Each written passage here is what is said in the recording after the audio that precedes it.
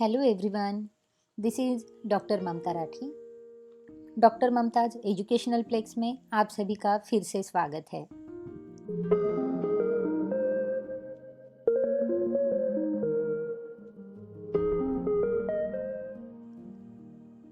दोस्तों, आज हम देखेंगे सीरीज़ 5 ऑडिटिंग की एमसीक्यू क्वेश्चंस की सीरीज़ 5 हम अब देखने जा रहे हैं। इसके पहले हमने ऑडिटिंग के एमसीक्यू क्वेश्चंस की 4 सीरीज़ को भी स्टडी कर लिया है। उन चारों सीरीज़ की लिंक जो है वो मैंने डिस्क्रिप्शन बॉक्स में दे रखी है। ऑडिटिंग के एमसीक्यू क्वेश्चन की सीरीज़ के साथ साथ cost accounting, management accounting, corporate accounting और फिनेंशियल अकाउंटिंग के एमसीक्यू के सीरीज़ भी मेरी चैनल पर मैंने अपलोड किए हुए हैं। अगर आप उन सारी सीरीज़ को स्टडी करना चाहते हैं तो मेरी चैनल को सब्सक्राइब करें और उन सीरीज़ को स्टडी करें। दोस्तों, इन सारी सीरीज़ को आप आपकी फ्रेंड्स के साथ भी शेयर करें ताकि उन सबको भी इन सीरीज़ का बेनिफिट मिल सके। So friends, let us begin with our 5th series of auditing MCQs. First question, which of the following is revenue reserve? इनमें से कौन सा रेवेन्यू रिजर्व है? Capital redemption reserve, security premium account, debenture redemption reserve, capital reserve.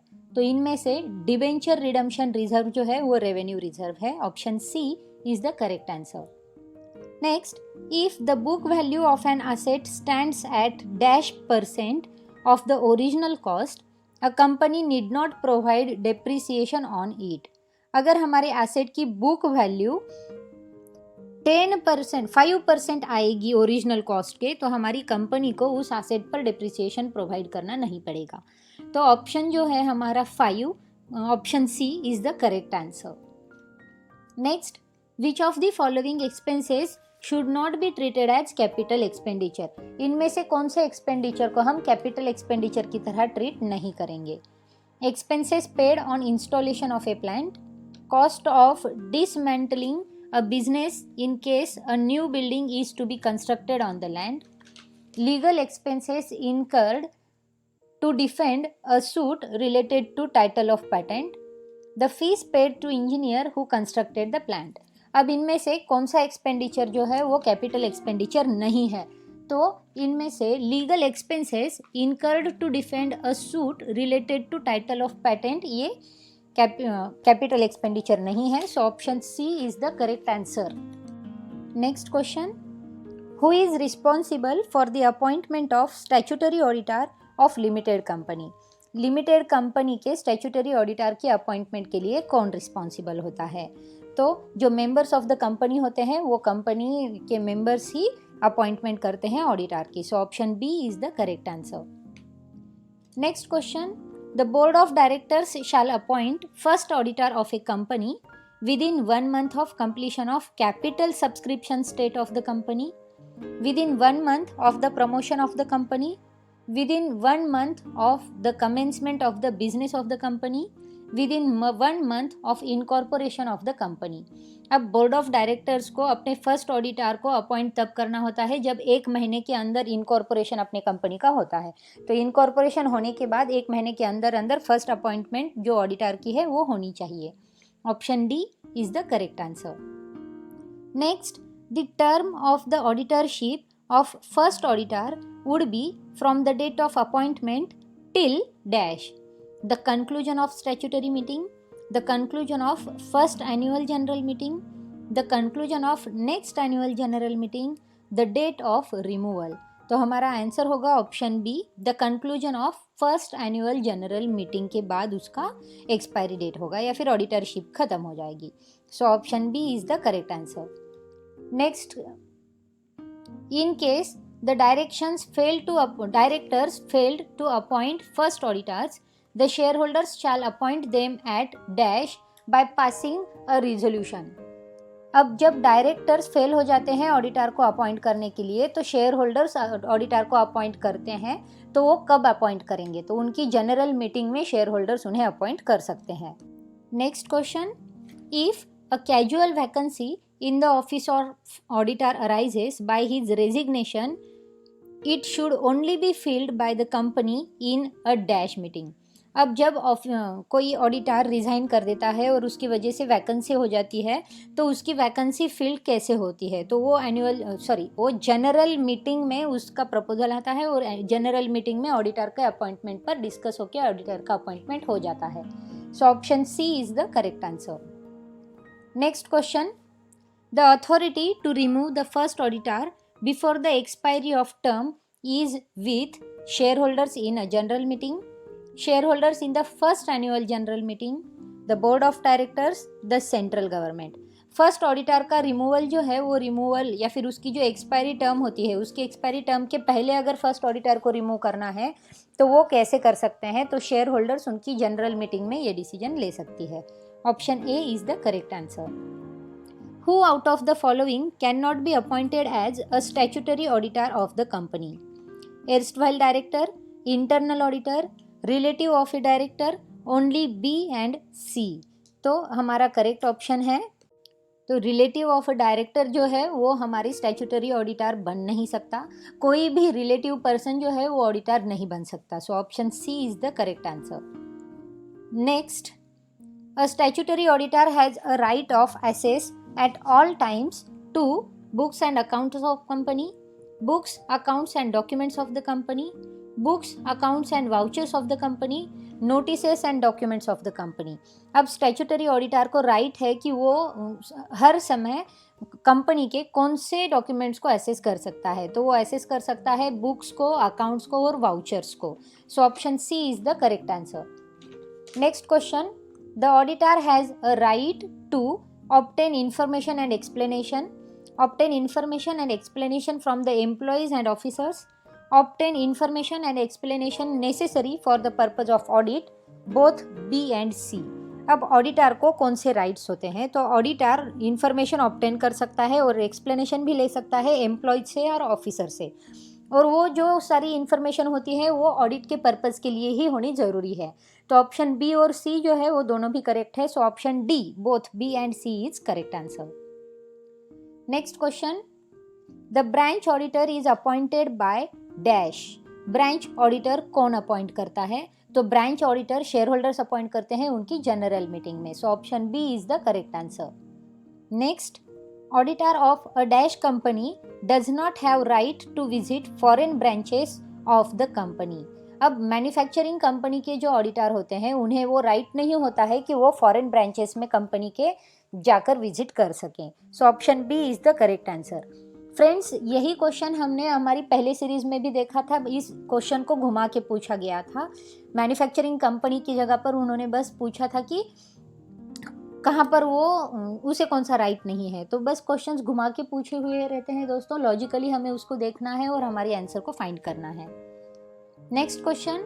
The date on auditor's report should not be the date of annual general meeting, later than the date on which the accounts are approved in board meeting, earlier than the date on which the accounts are approved by the management, both A and B. तो auditors report पर जो date होती है वो date क्या नहीं होनी चाहिए, तो वो अर्लियर होनी नहीं चाहिए जिस डेट पर हमारे जो अकाउंट्स है वो अप्रूव किए थे मैनेजमेंट ने. So option C is the correct answer. Next question. When restrictions that significantly affect the scope of the audit are imposed by the client, the auditor generally should issue which of the following opinion. अब जब auditor की scope पर या audit के scope पर कोई restriction impose किए जाए क्लाइंट की तरफ से, तो ऑडिटर जनरली क्या इशू करता है, तो ऑडिटर इशू करता है qualified opinion. So option A is the correct answer. Next question. The auditor has serious concern about going concern of the company. It is dependent on companies obtaining a working capital loan from a bank which has been applied for. The management of the company has made full disclosure of these facts in the notes to the balance sheet. The auditor is satisfied with the level of disclosure. He should issue unqualified opinion with reference to notes to the accounts. अब यहाँ पर सारी information management ने disclose कर दी है हमारी balance sheet में, तो ऑडिटर जो है वो अनक्वालिफाइड ओपिनियन देगा और रेफरेंस देगा नोट्स का जो अकाउंट्स के वहाँ पर नोट्स ऑफ अकाउंट्स दी गई है. So option B is the correct answer. Next question, which of the following is true about explanatory notes. Explanatory notes के बारे में इनमें से कौन सा स्टेटमेंट करेक्ट है? These are given by the directors of the company, these are given to adhere to requirements of section 211, these are given by auditors of the company in auditors report, all of the above। तो explanatory notes जो होते हैं वो directors ने दिए हुए होते हैं, so option A is the correct answer. Next question, the client changed method of depreciation from straight line to written down value method. This has been disclosed as a note to the financial statements. It has an immaterial effect on the current financial statement. It is expected, however, that the change will have a significant effect on future periods. Which of the following opinion should auditor express? अब company ने उसकी depreciation की method जो है उस depreciation की method को change कर दिया है और उस चेंज का डिस्क्लोजर भी दे दिया है फिनेंशियल स्टेटमेंट में। अब ये इमटेरियल इफेक्ट होता है उसका करंट फिनेंशियल स्टेटमेंट में, लेकिन ये एक्सपेक्टेड है कि ये जो चेंज किया है उसका सिग्निफिकेंट इफेक्ट होगा फ्यूचर पीरियड्स में। तो ऑडिटर जो है वो ऑडिटर कौन सा ओपिनियन शेयर करेगा? तो ऑडिटर अनक्वालिफाइड ओपिनियन देगा, क्योंकि इसकी इन्फॉर्मेशन डायरेक्टर्स ने ऑलरेडी दी हुई है और इसकी नोट भी रखी हुई है। So option A is the correct answer. Next, which of the following documents is not relevant for vouching cash sales. Cash sales को वाउचिंग करने के लिए या वाउच करने के लिए कौन से डॉक्यूमेंट जो है वो रेलिवेंट नहीं है? Daily cash sales summary, salesman summary, monthly statement send to customers, bank statement. तो इनमें से जो मंथली स्टेटमेंट होते हैं कस्टमर को सेंड किए गए उसकी ज़रूरत नहीं है, बाकी सारी चीज़ें हमारी वाउचिंग के लिए कैश सेल्स के हमें ज़रूरी है। So option C is the correct answer. Next question, to test whether sales have been recorded, the auditor should draw a sample from a file of purchase orders, sales invoices, bill of loading। अब sales record किए हैं या नहीं ये test करने के लिए auditor को कौन सी फाइल से सैंपल को ड्रॉ करना होगा? तो सेल्स इनवॉइसेस की फाइल से उसको सैंपल को ड्रॉ करना होगा। तो option C is the correct answer. Next, the auditor should examine subsequent realization of revenue such as dividends, interest, commissions, etc. to identify cases of unrecorded revenue, ensure proper disclosure in the balance sheet, recompute accrued income on the data of balance sheet, any of these। अब auditor जो है उसको subsequent realisation revenue के हैं जैसे कि dividends है, interest है, कमीशन है, उनको एग्जामाइन करना ज़रूरी होता है, क्योंकि ये एग्जामाइन करके वो केसेस जो होते हैं अनरिकॉर्डेड रेवेन्यू के उसको आइडेंटिफाई कर सके। So option A is the correct answer. Next question, what is meant by negative assurance. Negative assurance का मतलब क्या है? The auditor can not give an opinion due to lack of evidence, the client's financial statements were found to be materially misstated, the auditor could not conduct any test due to lack of controls, the auditor did not find anything to indicate that a material misstatement exists। तो negative assurance का मतलब होता है कि auditor कुछ भी find नहीं करता है जो इंडिकेट किया है और मटेरियल मिस स्टेटमेंट एग्जिस्ट भी होता है। So option D is the correct option.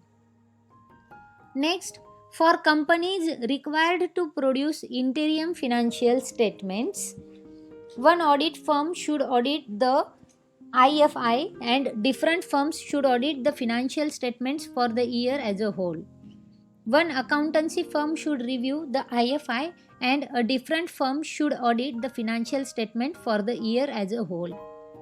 The same firm should audit the IFI and the financial statement for the year as a whole.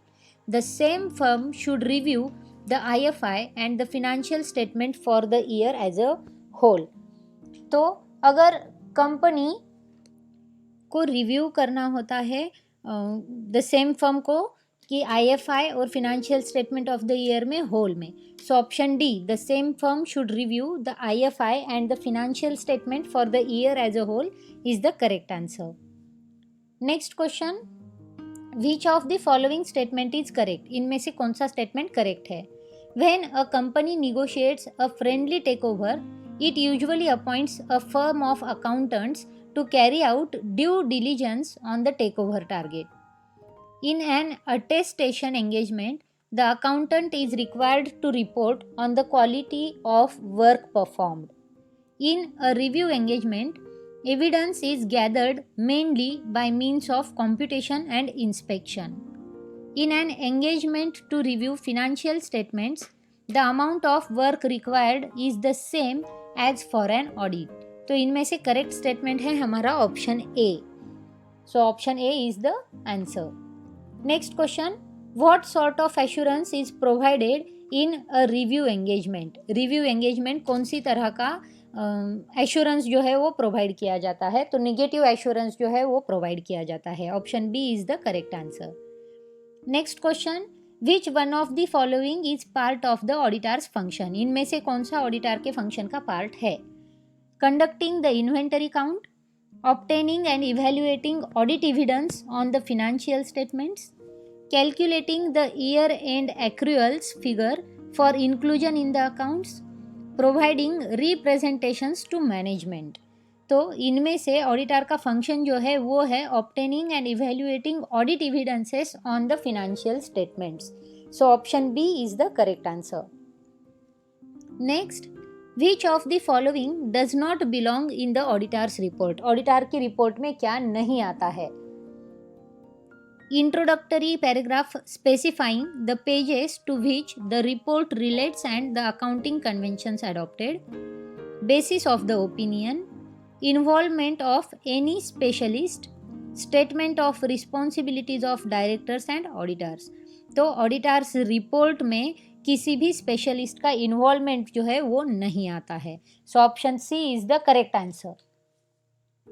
Next question, what is meant by the expression expectation gap. Expression expectation gap का मतलब क्या होता है. The gap between how the directors of a company perform their duties and how the shareholders accept them to perform.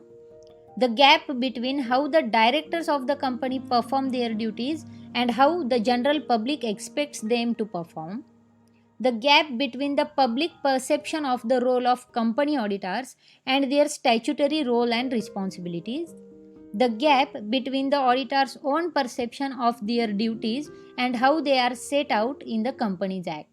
अब expression expectation gap किसे कहा जाता है. तो पब्लिक का जो परसेप्शन होता है कंपनी ऑडिटर के रोल को लेकर और उसकी स्टैट्यूटरी रोल एंड रिस्पॉन्सिबिलिटीज के साथ, उसे कहा जाता है expression expectation gap. So option C is the correct answer. Next question, which of the following would you not use as a benchmark for comparison when undertaking analytical procedures.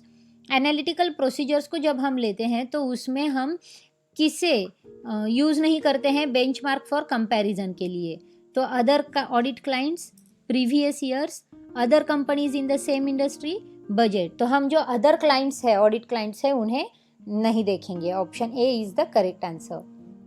Next, which of the following is true about written representation. Written representation के बारे में इनमें से कौन सी correct statement है. They are the best source of audit evidence. They should be used only when there is lack of other substantive audit evidence. They should be used only when there is other substantive audit evidence to complement it. Shareholders receive a copy of all material written representation. तो इनमें से correct है कि जो return representations है वो use किए जाते हैं जब lack of other substantive audit evidence होता है. मतलब लैक ऑफ एविडेंस के टाइम पे ये रिटर्न रिप्रेजेंटेशन जो है वो यूज़ किए जाते हैं. So option B is the correct answer. Which of the following statement is incorrect. इनमें से कौन सा स्टेटमेंट करेक्ट नहीं है. An auditor may serve on the board of directors of an audit client. An auditor who is an immediate family member of the director of an audit client must not be assigned to the audit team. Purchasing goods from a audit client on normal commercial terms does not create a threat to the auditor's independence.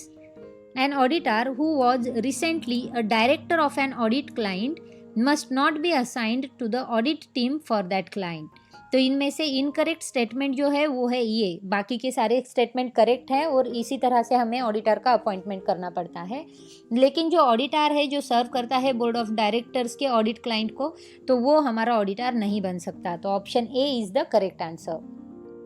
Next question, an auditor should not accept a loan on favorable commercial term from an audit client because of the threat to his or her independence.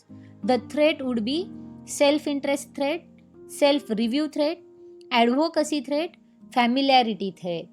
तो self interest threat की वजह से auditor ऐसी किसी भी तरह का loan जो है वो एक्सेप्ट नहीं कर सकता। So option A is the correct answer. Which of the following are fundamental ethical principles for professional accountants?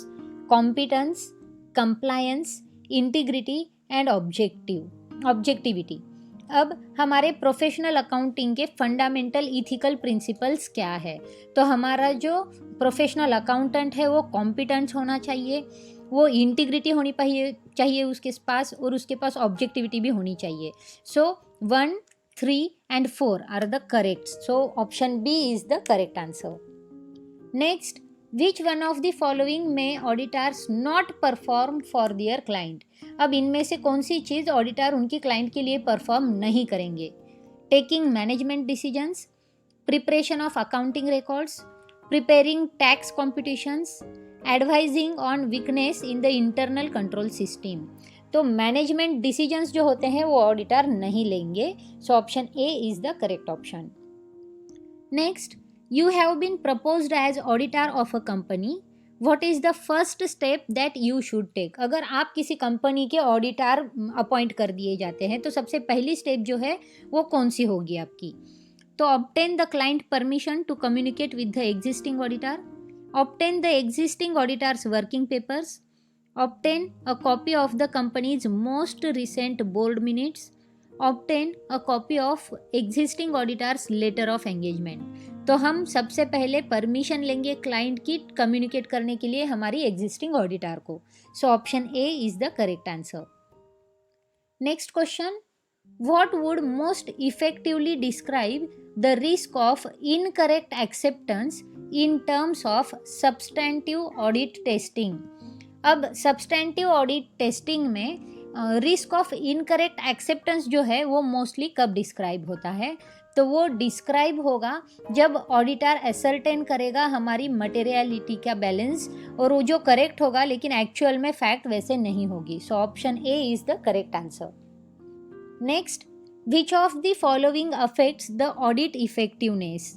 Risk of over reliance, risk of incorrect rejection, risk of incorrect acceptance, both A and C. अब audit effectiveness में कौन सी चीज़ें आएगी? तो audit effectiveness में अगर हम over Reliance करते हैं, ओवर डिपेंडेंट होते हैं, तो ये भी चीज़ आती है, और इनकरेक्ट एक्सेप्टेंस जब लेंगे तो ये भी हमारे ऑडिट इफेक्टिवनेस को इफेक्ट करेगी। So option D is the correct option. Next, which of the following is not a corroborative evidence? इनमें से कौन सा कोरैबोरेटिव एविडेंस नहीं है? Minutes of meeting, confirmations from datars, information gathered by auditor through observation, worksheet supporting consolidated financial statement. तो इनमें से जो वर्कशीट होते हैं कंसोलिडेटेड फिनेंशियल स्टेटमेंट के जो सपोर्ट किए होते हैं वो कोरैबोरेटिव एविडेंस नहीं है। Option D is the correct answer. Next, analytical procedures issued in the planning stage of an audit generally helps to determine the nature, timing and extent of other audit procedures, directs attention to potential risk areas, indicate important aspect of business, all of the above.